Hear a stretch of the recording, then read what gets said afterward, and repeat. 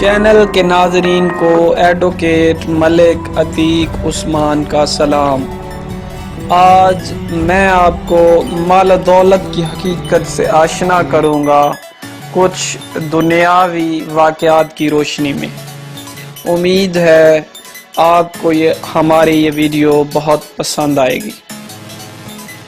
لبنان کا سب سے مالدار آدمی ایمیل بلتستانی، اس نے اپنے لیے ایک خوبصورت علاقے میں جو کہ بیروت کے ساحل پر تھا قبر بنوائی کہ مرنے کے بعد مجھے اس قبر میں دفن کیا جائے۔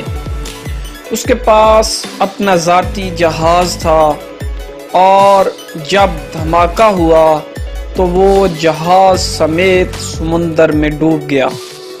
لاکھوں ڈالر خرچ کرنے کے بعد اس کے جہاز کا پتہ تو چل گیا لیکن لاش نہیں ملی جسے اس قبر میں دفن کیا جائے جو اس نے اپنے لیے بنوائی تھی۔ نمبر 2، برطانیہ کا ایک بہت زیادہ مالدار آدمی ایک یہودی رد تشلر تھا۔ وہ اتنا دولت مند تھا کہ کبھی کبھی حکومت اس سے قرض لیتی تھی۔ اس نے اپنے عظیم الشان محل میں ایک کمرہ اپنی دولت رکھنے کے لیے مختص کیا تھا جو کہ ہر وقت سے مضر سے بھرا رہتا تھا۔ ایک دفعہ وہ اس کمرے میں داخل ہوا اور غلطی سے دروازہ بند ہو گیا۔ دروازہ صرف باہر سے کھل سکتا تھا، اندر سے کھلنے کا کوئی ذریعہ نہ تھا۔ اس نے زور زور سے چیخ و پکار شروع کی لیکن محل بڑا ہونے کی وجہ سے کسی نے اس کی آواز نہ سنی۔ اس کی عادت تھی کہ وہ کبھی کبھی بغیر کسی کو بتائے کئی ہفتے گھر سے غائب رہتا تھا۔ جب وہ کسی کو نظر نہ آیا تو گھر والوں نے سوچا کہ حسب عادت کہیں گیا ہوا ہوگا۔ وہ برابر چیختا رہا یہاں تک کہ اسے سخت بھوک اور پیاس لگی۔ اس نے اپنی انگلی کو زخمی کیا اور کمرے کی دیوار پر لکھا، دنیا کا سب سے مالدار آدمی بھوک اور پیاس سے مر گیا۔ اس کی لاش کئی ہفتے بعد دریافت ہوئی۔ یہ پیغام ہے ان لوگوں کے لیے جو یہ سمجھتے ہیں کہ مال و دولت ہی ہر مشکل کا حل ہے اور دنیا کی ہر ضرورت اسے پوری کی جا سکتی ہے۔ دنیا سے جانا ایک بڑا حادثہ ہے لیکن ہم نہیں جانتے کہ کب، کیسے اور کہاں جانا ہے۔ انسان سفر پر جاتا ہے اور پھر واپس آتا ہے، گھر سے باہر جاتا ہے اور پھر لوٹتا ہے، لیکن جب دم نکل جائے تو پھر کوئی لوٹتا نہیں ہے۔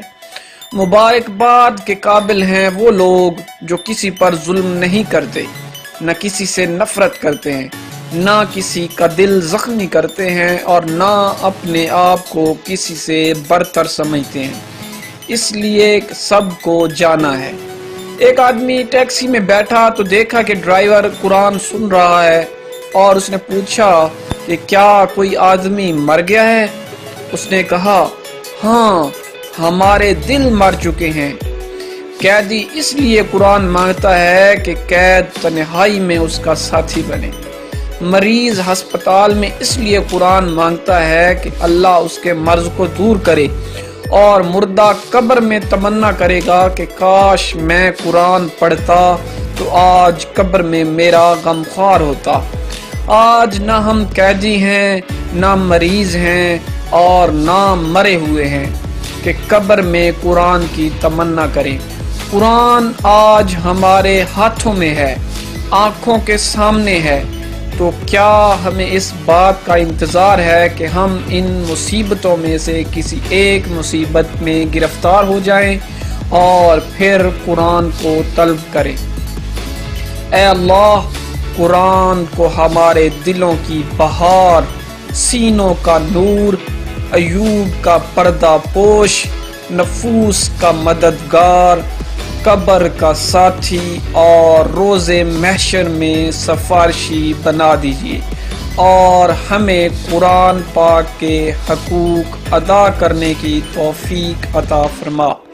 اے ہمارے رب، ہمیں قرآن پاک پر ایمان لانے، پڑھنے اور اس کی زبان سیکھنے اور سمجھنے اور عمل کرنے اور دوسروں تک پہنچانے کی توفیق عطا فرما۔ آمین ثم آمین یا رب العالمین۔